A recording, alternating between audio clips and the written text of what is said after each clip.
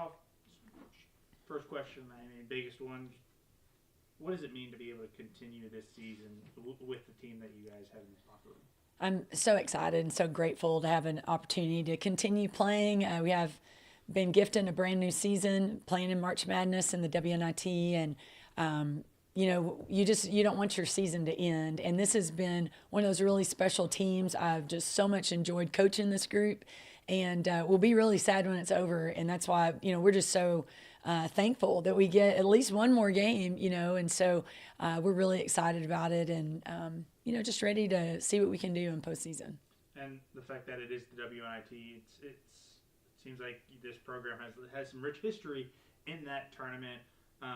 Whether it's, I think, 2019 or even just a season ago, how cool is it that you're able to kind of continue that? Yeah, this is our fourth opportunity to play in the WNIT, and we've had some good success in this event. Last year was no exception. We made it to the Super 16. So we, kind of know what to expect. You don't really know where you're playing. Each round they announce it after one round finishes. We're hoping that we have an opportunity to host next week, which would be great. We would host in Abilene, not in Moody Coliseum. We do have one of the biggest events of the school year. Sing Song takes over Moody, but we have an opportunity to play in town. So we hope that we do get that bid, but we won't know until after the first round is over. And just talk about how kind of coming off of a loss can help you guys kind of learn and grow for the upcoming tournament of some of the things that you still might need to work on or keep that hunger alive. Our semifinal win in Vegas was one that we'll remember for a long time. We really hit on all cylinders. Really good defensive game. Defense turned into a lot of early offense for us. Offensively, I felt like our players shared the ball really well and got the shots that we really wanted, and a great semifinal performance. And then I felt like we were all very disappointed in the way that we played in the championship. As well as we played in the semifinal, we just were real flat on offense and defense in the championship game. And, I was just so sad for our players. We did not play the way that we had been playing the entire season. I don't know what the problem was, but the opportunity to get to play again after we had such a letdown in that championship is just a real blessing for this team. And we're really excited about getting back on the court together and competing and putting a full game together. And you talked about it a little bit, but how does the fact that you played in this tournament just a season ago and kind of made a run to the third round there help this team when it comes time to tip off so they don't feel like, oh my gosh, it's postseason play? I've been coaching for a long time, and when you have opportunities to play in March, you've got to enjoy all the moments. Enjoy all of it. Everybody knows it's survive and advance right now.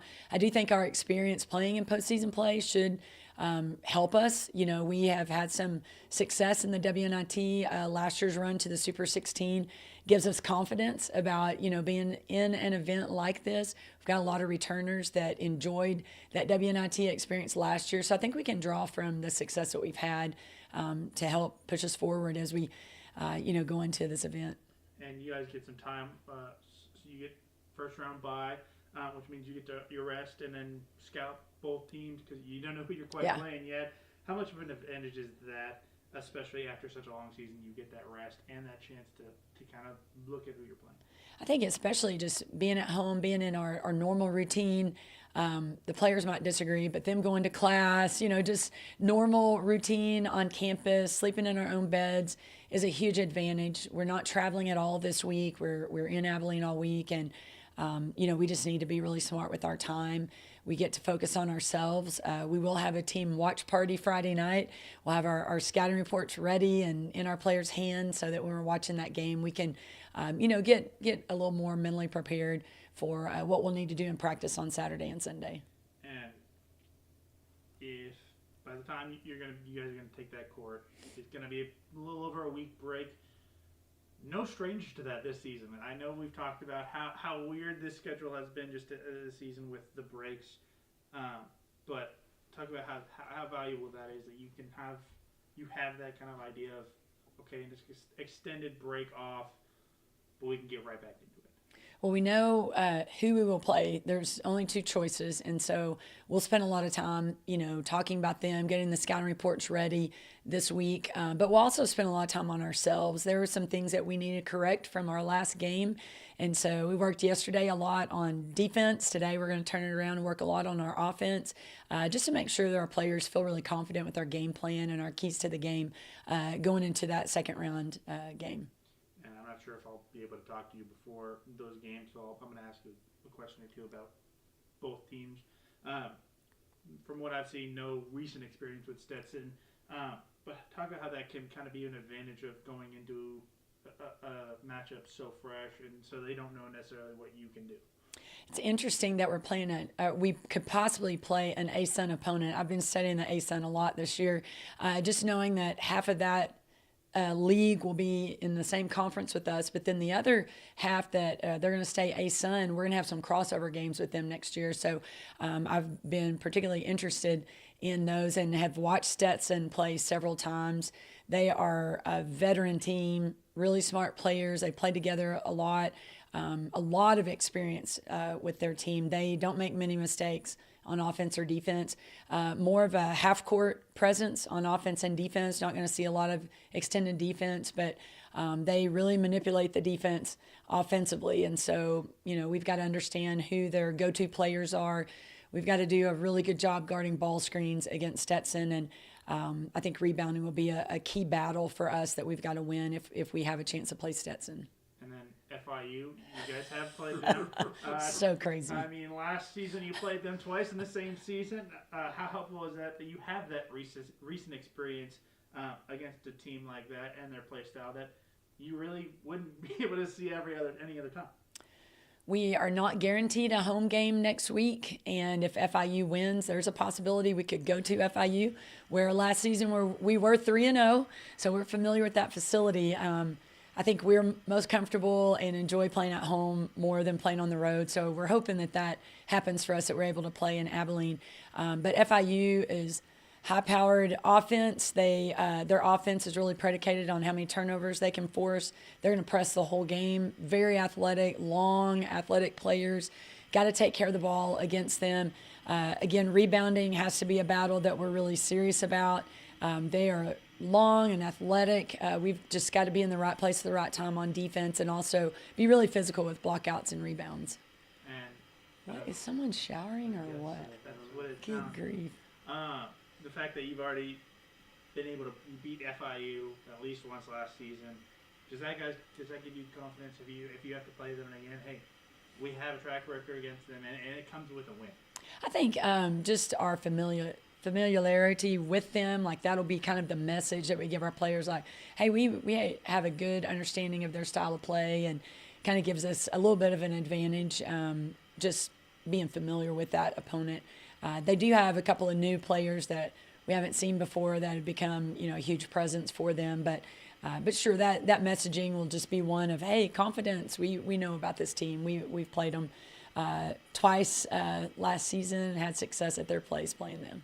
And I know you said there's no guarantee you're going to play here in Abilene, but despite it not being a Moody Oak Coliseum, just how special would it be to be able to host another game here in the WNIT here in Abilene? We hope the fact that we were one of the teams that was selected for first round bye, we were one of the top teams in the tournament. We hope that will help us get a home game. The home game will be in Abilene, down the street at Hardin-Simmons. We hope we can pack that out. I've won a few games down there, so I'm quite familiar with Maybe, and would love to be able to just, put our team out in front of our fans one more time in person. Obviously, if we have to travel from here on out, it's probably going to be out of state. It's a flight. And so just the opportunity to play in Abilene one more time for our team, but also just for our fans would be a pretty neat way to, kind of end the season. Any chance you put Kendra on the bench in that situation? Just got to ask you. Well, we might get Barry to suit up for us. So she's had a pretty good season over there. See if Jacqueline, wants to throw in another few games. Wyoming's men's coach, they accepted their invitation to the NIT, and I don't know if he was asked about it, but he said, if we're invited to some postseason tournament, it's our civic duty to accept it, essentially, and that we need to normalize playing postseason basketball in this era of thinking about, does it really help us in our future, and the players that are going to leave and who's going to come back. And you just talk about you've always had a willingness to play beyond the conference tournament no matter what it is. For sure. I think it's really important that that's the standard for your program, that they know that you're playing beyond the conference tournament. We have three postseason tournaments now for the women, national tournaments, and so you want to be a part of that. There's 148 women's Division I teams that get invited to play in these 3 tournaments, and we want to be one of those every year. If you're not playing in postseason play, you had an average at best season, and so we want that to be the standard for our program.